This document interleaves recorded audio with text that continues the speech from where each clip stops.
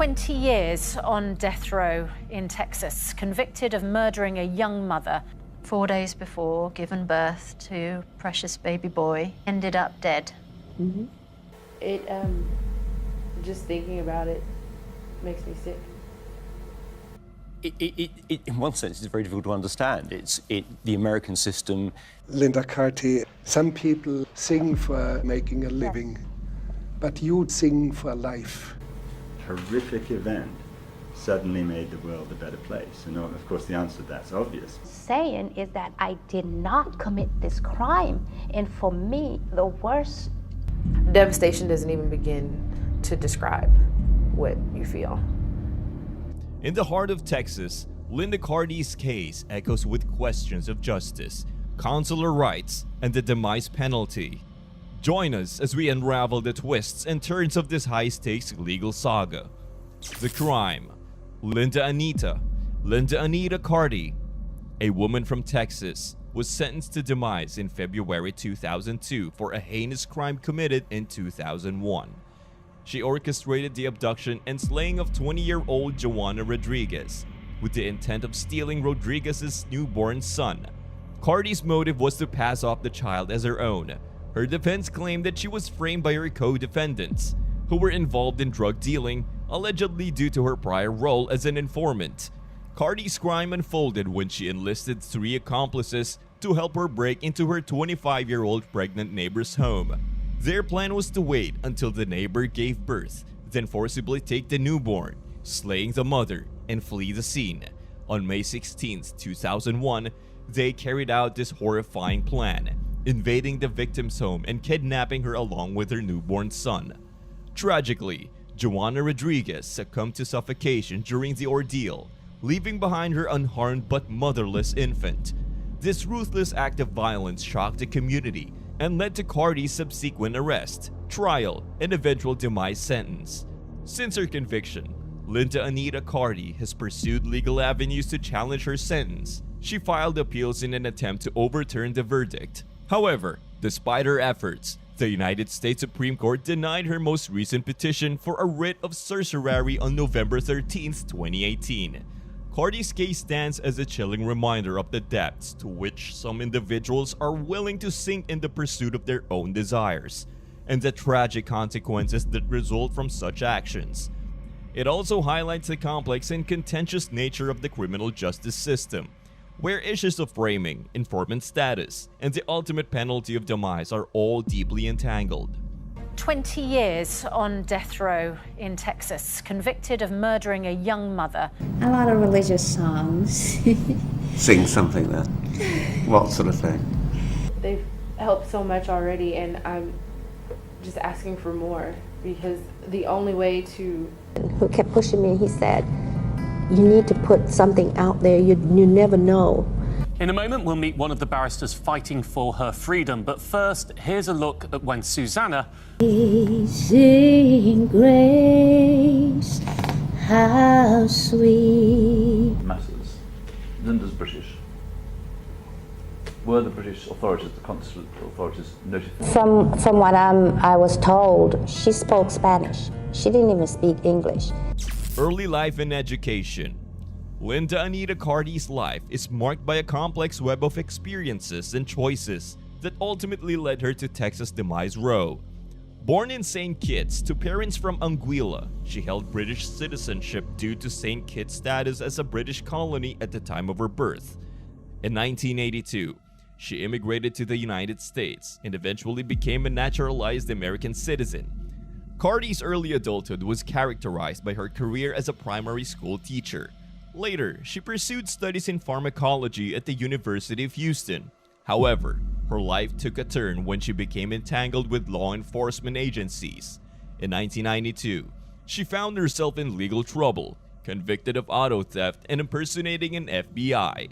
In exchange for her cooperation in aiding the FBI to apprehend drug dealers, she received a reduced sentence of 10 years probation. This role as an informant proved pivotal, leading to the arrest of 2 individuals involved in significant drug trafficking operations. Unfortunately for Carty, Her own involvement in drug-related activities eventually led to her own arrest, ending her tenure as an informant. Her personal life was equally tumultuous. She married Joseph Crown, but their relationship became strained, leading to his departure in May 2001. Desperate to win him back, she resorted to lies, including the claim that she was pregnant. This fabrication led to a cascade of further falsehoods, with Cardi attempting to maintain the illusion of her pregnancy. Despite her assertions, there were no physical indications of pregnancy, such as weight gain or visible changes in her appearance. On May 15, 2001, Cardi told her neighbor, Florence Mayers, that she was pregnant and expected to give birth the following day. Mayers, taken aback, testified that she had been entirely unaware of Cardi's purported pregnancy, as there were no discernible signs. The pressure mounted when Joseph Crown visited the local jail on May 16, 2001, where Cardi was incarcerated on drug charges. He inquired about the baby, to which Cardi responded with a vague, "Not yet." This interaction underscores the mounting tension within Cardi, who faced the challenge of somehow producing a child for her estranged husband. Just a day prior, on May 15th, Cardi encountered another acquaintance, Sherry Bancroft, who had been under the impression that Cardi was pregnant. Bancroft asked if Cardi had given birth, to which she claimed she had already delivered a baby boy, who was now at home with his father. This web of deceit ultimately culminated in the tragic events that unfolded on May 16, 2001, when Cardi and her accomplices committed the heinous act that would lead to her conviction and subsequent placement on demise row. Tragic abduction and slaying. On May 16, 2001, Joanna Rodriguez, a new mother of a 4-day-old infant named Ray, was at home, seeking some much-needed rest after giving birth. Tragically, this moment of vulnerability was shattered when 3 men forcibly entered her home. Their intent was sinister. Linda Anita Cardi had hired these men, Gerald Anderson, Carlos, and Chris Robinson, to carry out a heinous plan to abduct and ultimately slay Joanna and steal her newborn son. The horror that unfolded in Joanna's home is almost unimaginable. The men, wielding violence, forcibly took Joanna and her infant son. Joanna, undoubtedly terrified for the safety of her child and herself, was subjected to a nightmarish ordeal. They confined her in the trunk of their car, taking measures to stifle her cries for help by taping her mouth shut. They further immobilized her by handcuffing and tying her up. To ensure she could not identify them, they covered her face with plastic bags.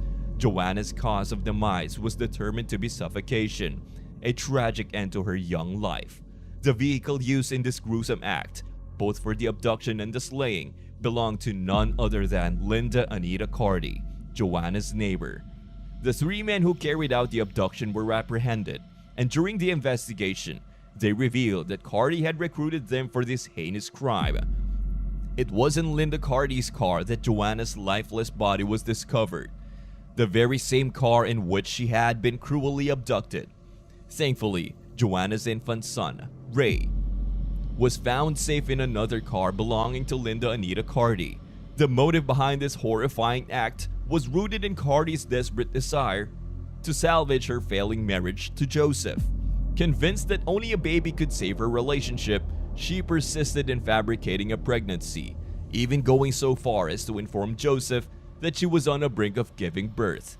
Tragically, Joanna Rodriguez's baby arrived just in time to be entangled in this web of deceit, leading to a devastating loss of life and an innocent child left without his mother. This tragic event serves as a haunting reminder of the depths to which some individuals are willing to go in the pursuit of their own desires, and the profound and lasting impact such actions can have on the lives of others. 4 days before giving birth to precious baby boy, ended up dead. But now I'm found. And, you know, I've watched 6 people die in the execution chamber, whether it be lethal injection twice. I am. And that's where I feel as though my government abandoned me, because they should have been able to look. Quite probably not. It's difficult to be certain, but the sort of standard for minimum term. Once we got into the case, and I saw what had happened to her in the trial. You mean you didn't talk to them before that time? No. Did you talk to anyone from the defense team before that time? I don't want to die like that. Investigation.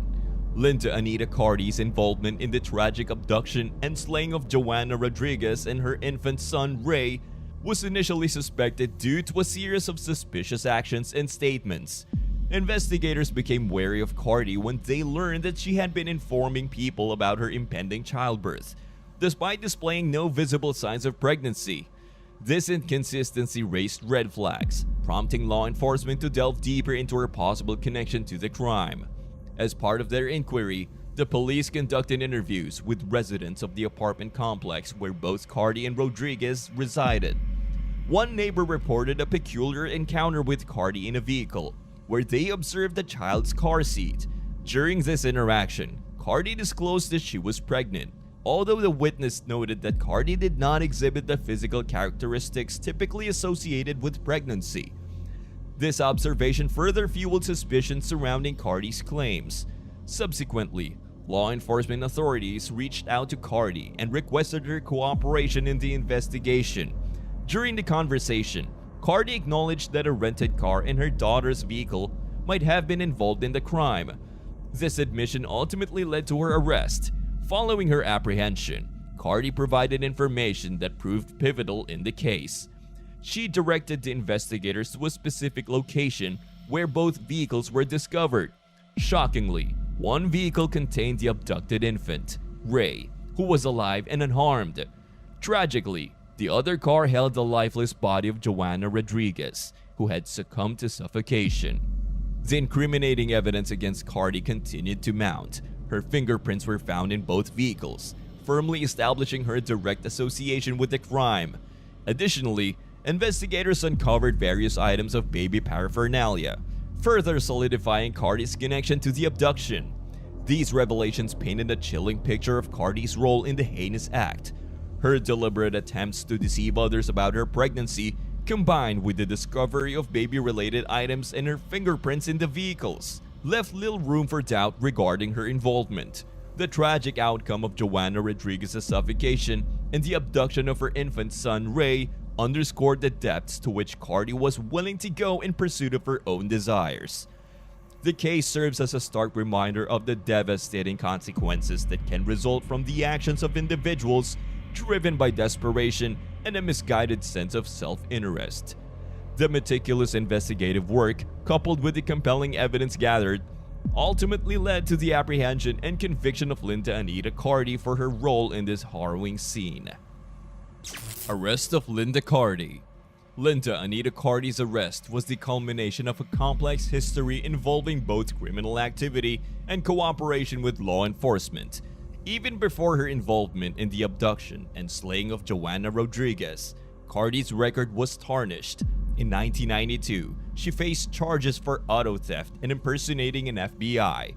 Surprisingly, instead of serving time in prison, she was granted a lenient sentence of 10 years probation on the condition that she becomes an informant for drug-related cases. Carty complied and provided crucial information that led to the successful apprehension of individuals involved in significant drug operations. Unfortunately, her status as an informant came to an abrupt end when she herself was caught and charged with drug-related offenses. The events surrounding Joanna Rodriguez's tragic slaying and the abduction of her infant son Ray brought Carty back into the spotlight. The three men directly responsible for carrying out the heinous act later confessed to the authorities that they had been hired by Linda Carty. Thankfully, baby Ray was eventually located unharmed in Carty's possession. Carty's subsequent arrest led to a legal battle where she maintained her innocence. Her defense argued that the three men had orchestrated a setup, exploiting her past as an FBI informant to frame her for the crime. This added a layer of complexity to the case, as it called into question the credibility of the witnesses and the motives behind their involvement. In February 2002, Linda Carty was convicted of multiple charges, including abduction, slaying, and solicitation to slaying. This verdict resulted in her being sentenced to Texas Demise Row, where she remains incarcerated to this day. Throughout the years, Cardi has pursued legal avenues to appeal her conviction, with her most recent attempt being denied by the United States Supreme Court in November 2018. Cardi's case serves as a stark reminder of the intricate dynamics within the criminal justice system. Her dual role as both an informant and a perpetrator highlights the complexities that can arise when individuals become entangled in a web of criminal activity in cooperation with law enforcement. The tragic outcome of Joanna Rodriguez's slaying and the abduction of her son is a testament to the profound impact that criminal actions can have on the lives of innocent individuals. The legal proceedings that followed underscore the challenges and complexities inherent in seeking justice for such heinous crimes. And her newborn baby boy was discovered in your daughter's car. Place is, to my mind, utter insanity. You come out of there in midnight, it's always in the middle of the night because people... Or someone wanted to get rid of me. I now know that. It, just thinking about it makes me sick. It's hard enough. No, for sure, because I wasn't there. But I can truthfully say, and I can truthfully look you in the eye and tell you that I had nothing to do. Trial. During the trial, a series of compelling evidence was presented to establish Linda Anita Cardi's involvement in the abduction and slaying of Joanna Rodriguez, as well as the kidnapping of her infant son Ray. Firstly, it was revealed that in early May 2001, Cardi and her husband underwent a separation. In a surprising turn of events, Cardi informed her estranged husband that she was carrying his child, implying that she was pregnant with their baby. This revelation laid the groundwork for the subsequent events that unfolded. On May 15, 2001, just the day before the tragic events, Cardi confided in her neighbor, Florence Mayers, revealing that she was pregnant and anticipating giving birth the following day. Mayers, however, testified that Cardi's physical appearance did not align with what would be expected of a pregnant woman, casting doubt on Cardi's claim. On the same day, Cardi informed her husband that she would be delivering a baby boy imminently. When he later met her at the police station on May 16th, after her arrest, he inquired if the baby had been born. Cardi's response, "Not yet," furthered the skepticism surrounding her pregnancy. In yet another instance, on May 15, 2001, Cardi confided in Sherry Bancroft, an employee at Public Storage, stating that she had indeed given birth to her child and that he was at home with his father. This conflicting information added to the web of deceit surrounding the pregnancy. Testimony from the victim's husband proved instrumental in painting a vivid picture of the events that transpired. He recalled an alarming moment during the intrusion when one of the assailants answered his cell phone, suggesting that they were inside the home. This individual then urgently announced that she was outside, prompting a swift exit, taking the baby with them. Additionally, Cardi's cell phone records were introduced as crucial evidence. These records revealed a series of 11 calls made between 12:50 a.m. and 2:50 a.m. on May 16, 2001, between Cardi's phone and a specific cell phone number linked to Gerald Anderson, one of the individuals involved in the crime. Notably, 7 of these calls occurred between 1:09 a.m. and 1:14 a.m., aligning with the timeline of the crime. Hernandez, who had met Cardi while both incarcerated, testified that Cardi had requested her assistance in composing a letter. Cardi was careful to avoid using her own handwriting. The letter, purportedly from someone named Oscar, detailed Cardi's claim that she was being set up by individuals named Chris and Zeb. They were alleged to have borrowed Cardi's car and placed the baby inside. The letter suggested a grudge against Cardi. Cardi's mother provided a critical perspective. She attested that her daughter had not mentioned anything about being pregnant during their conversations on May 13th and in the subsequent days. Additionally, Cardi did not exhibit any physical signs of pregnancy during this time, further calling into question the validity of her claims. These pieces of evidence collectively built a compelling case against Linda Anita Cardi, offering a detailed account of her actions, statements, and associations in the lead-up to the tragic events of May 16, 2001. They played a pivotal role in the trial's outcome. Conviction and appeals. Linda Anita Carty's conviction and subsequent legal proceedings have been marked by a series of appeals and interventions. Carty's conviction for slaying was handed down on February 19, 2002, followed swiftly by her sentencing to demise by lethal injection on February 21st of the same year. As is customary in Texas, the imposition of a demise sentence automatically triggers a direct appeal process to the Texas Court of Criminal Appeals. Unfortunately for Carty, her initial appeal to the Texas Court of Criminal Appeals was met with rejection on April 7, 2004. This prompted her to pursue further legal avenues, leading her to file an appeal with the Fifth Circuit Court of Appeals.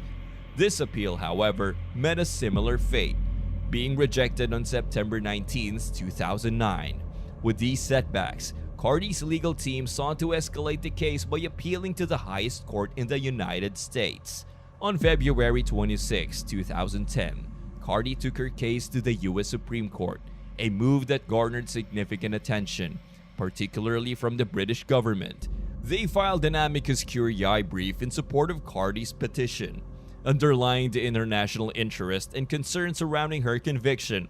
However, despite the advocacy efforts, on May 3, 2010, the U.S. Supreme Court opted not to review the case, effectively denying certiorari. In Texas, the Board of Pardons and Paroles has the authority to recommend clemency to the governor.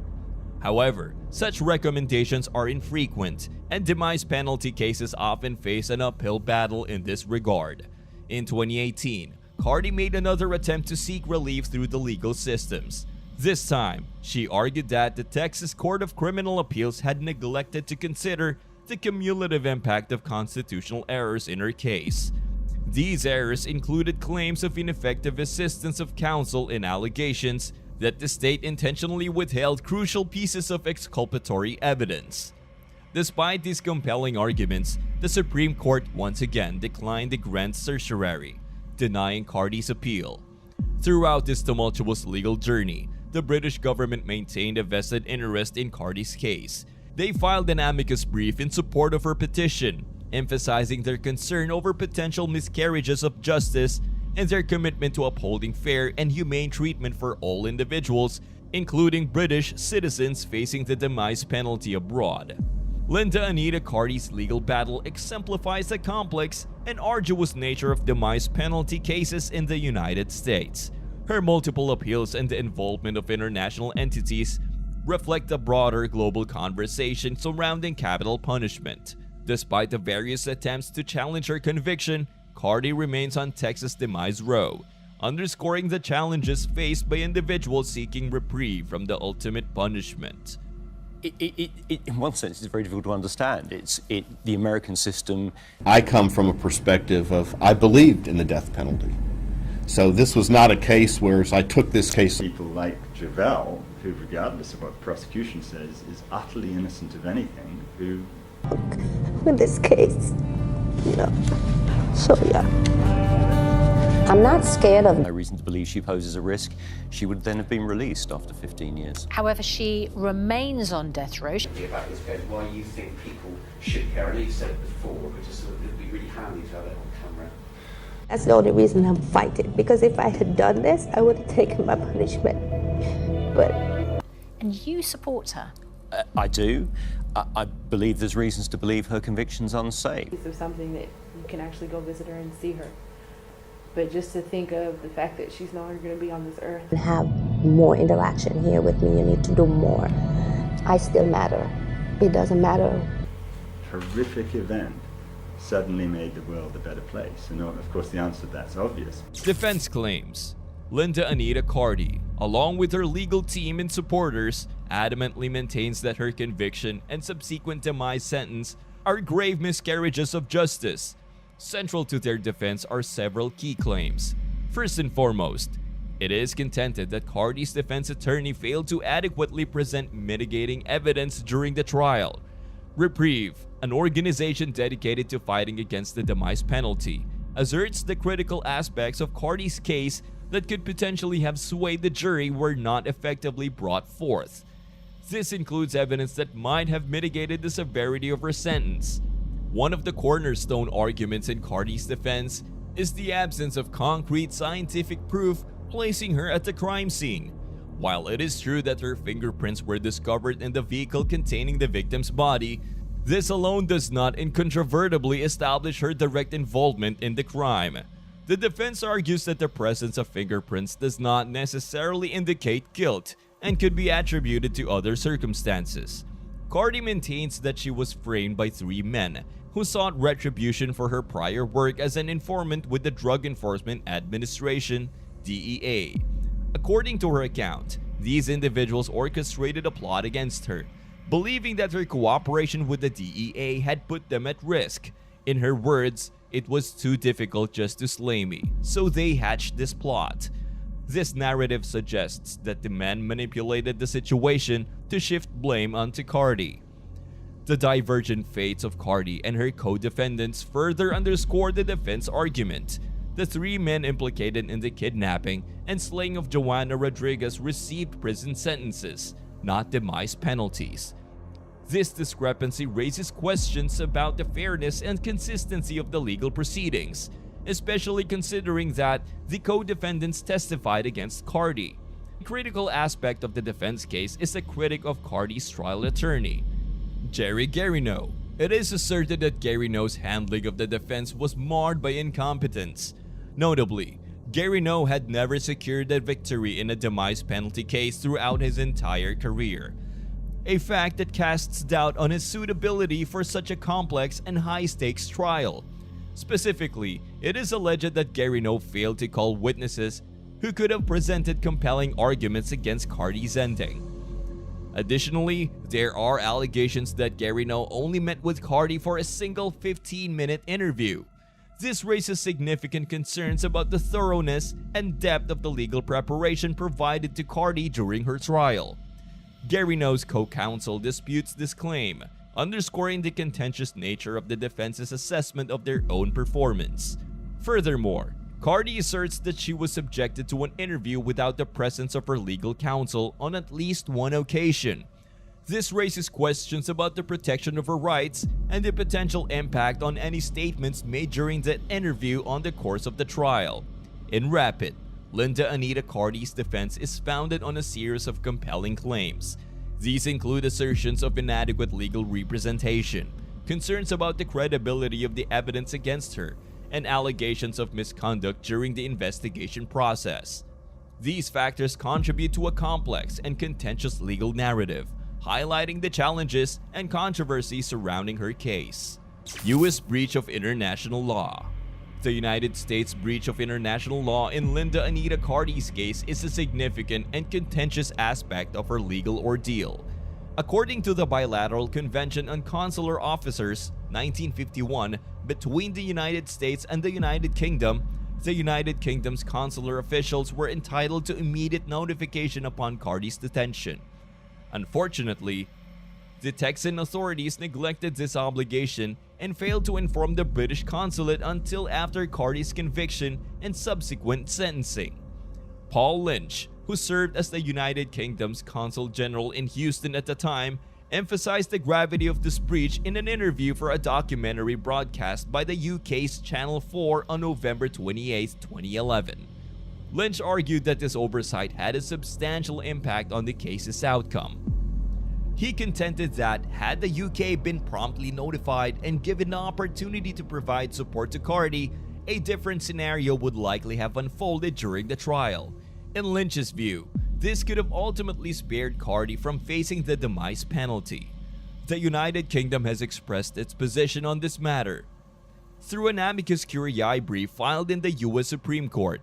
In this document, the UK contends that it considers the United States to have violated its obligations under international law.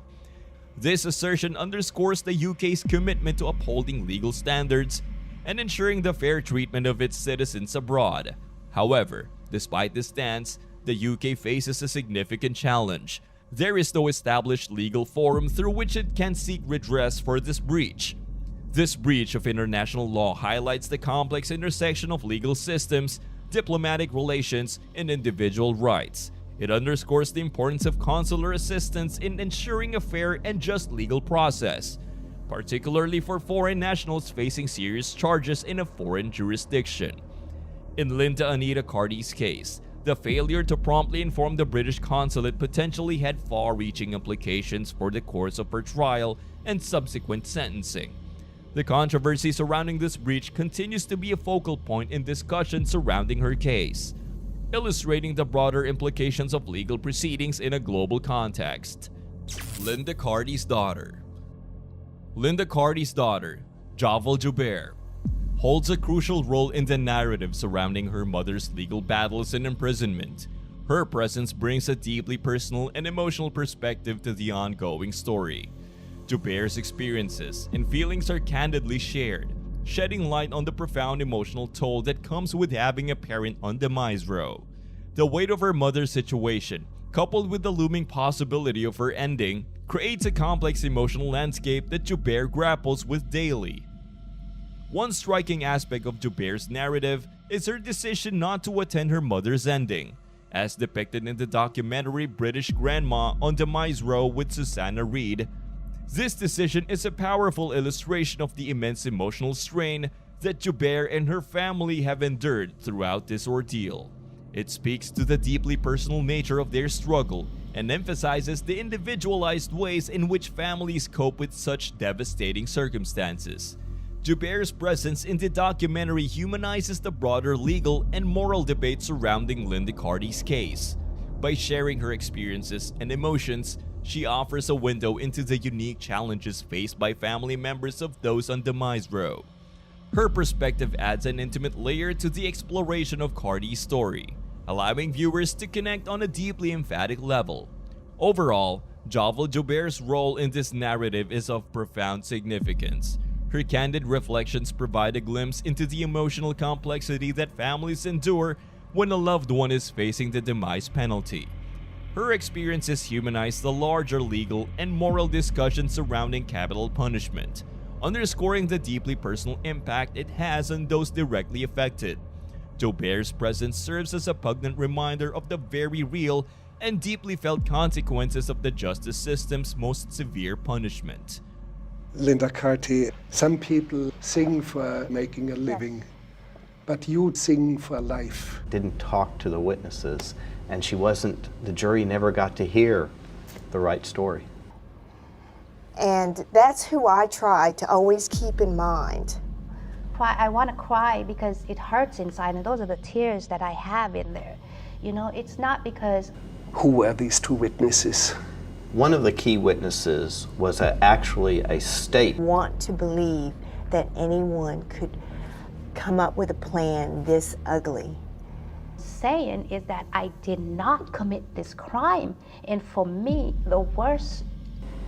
And so when she was first arrested, she said, "Please call Charlie Mathis, the agent." Devastation doesn't even begin to describe what you feel. Controversy surrounding Linda Carty. Linda Anita Carty's case has garnered substantial media attention, making it a focal point of public discussions and sparking debates about the justice system's treatment of her.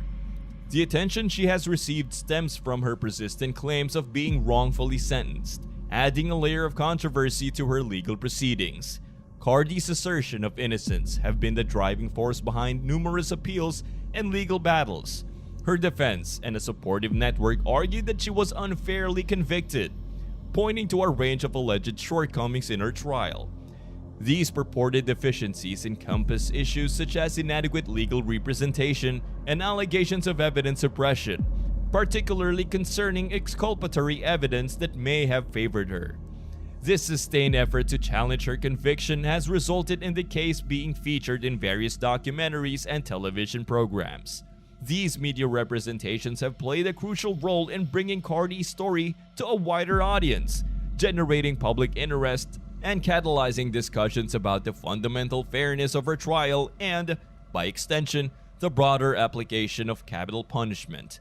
As Carty continues to navigate life under the shadow of her confinement on demise row, her case has evolved into a more comprehensive discourse. It has become a focal point for deliberations about the intricacies and potential flaws within the criminal justice system. This includes scrutiny of the reliability, and integrity of the evidence presented in court, as well as the broader ethical considerations surrounding the use of the demise penalty. In essence, Linda Anita Carty's case transcends the individual circumstances of her incarceration. It has become a symbol of the broader complexities and controversies surrounding capital punishment and the legal mechanisms that underpin it. The ongoing attention and debate around her case reflect a collective societal interest in ensuring fairness and justice within the criminal justice system. Linda Anita Carty, a British national, is currently held at the Mountain View Unit of Texas Department of Criminal Justice. This facility is designated for female demise row inmates in the state of Texas. Remarkably, Carty has been awaiting ending for an extended period of 20 years. If this sentence is carried out, she would become the first female British national to be executed since Ruth Ellis in 1955. Furthermore, Carty would be the first British black woman to face ending in over a century. Despite the weight of the evidence presented against her, Linda Carty has maintained her plea of innocence throughout the entirety of her legal battle. Her unwavering assertion of not guilty has been a cornerstone of her defense strategy. A one-off documentary set to air features Susanna Reid as she embarks on a journey to Texas to personally meet with Linda Carty. The documentary offers viewers exclusive access to police custody footage involving Linda, as well as interviews with key witnesses. Through these elements, Reid delves into the intricate and often convoluted details of this distressing slaying case. In this documentary, Susanna Reid also engages in a conversation with Jovel Joubert, Linda Carty's daughter. Joubert opens up about the emotional struggles she faces while awaiting her mother's ending on demise row. Her candid reflections provide a poignant glimpse into the profound impact that her mother's situation has had on their lives. Joubert's revelation that she would choose not to attend the ending serves as a powerful testament to the emotional turmoil this situation has inflicted upon their family. Lynn Hardaway, a former Harris County Assistant District Attorney, recalls the trial and conviction of Linda Carty. She asserts her belief in Carty's guilt, stating unequivocally, "I don't have any doubt she is guilty of this crime. All the evidence was consistent and had her as the ringleader and orchestrator of the whole offense." This perspective offers insight into the prosecution's unwavering stance on Carty's culpability. The documentary promises to shed light on the multifaceted nature of Linda Carty's case, offering viewers a comprehensive understanding of the legal proceedings, the evidence presented, and the deeply personal and emotional toll it has taken on both Carty and her family. Through interviews, footage, and expert perspectives, the program aims to provide a balanced and thorough examination of this high-profile case. Susanna Reid's investigative approach adds an additional layer of depth to the exploration, ensuring that the audience gains valuable insights into the complexities and controversies surrounding Linda Carty's conviction and impending ending. Impact on society. Linda Carty's case has garnered widespread attention, both in the United States and internationally. It has fueled discussions about the fairness of her trial, the use of the demise penalty, and the broader issues within the criminal justice system. This heightened awareness has contributed to a broader societal dialogue on these topics. Carty's case has become a focal point in the ongoing debate over the demise penalty. Her prolonged stay on the demise row and the controversy surrounding her conviction have spurred discussions about the ethics and efficacy of capital punishment, potentially influencing public opinion and policy discussions on the matter. The challenges and controversies surrounding Linda Carty's case have galvanized advocacy efforts for reform within the criminal justice system. It has prompted discussions on issues such as adequate legal representation, consular rights, and the reliability of evidence, potentially leading to calls for systemic improvements. Lessons learned. Linda Carty's case underscores the critical role of competent legal representation, particularly in demise penalty cases. The allegation of inadequate defense and failure to present crucial evidence serves as a stark reminder of the potential consequences when defendants do not receive a fair trial. Carty's situation highlights the significance of consular rights and the need for timely notification to foreign nationals when they are detained. This breach of international law in her case emphasizes the importance of upholding such rights, which can have far-reaching implications on the legal proceedings and outcomes. The controversy surrounding Cardi's case prompts a re-examination of the reliability and integrity of evidence presented in court.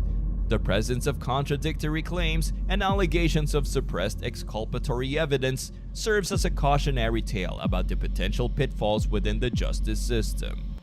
That's all for this video, folks. See you next time.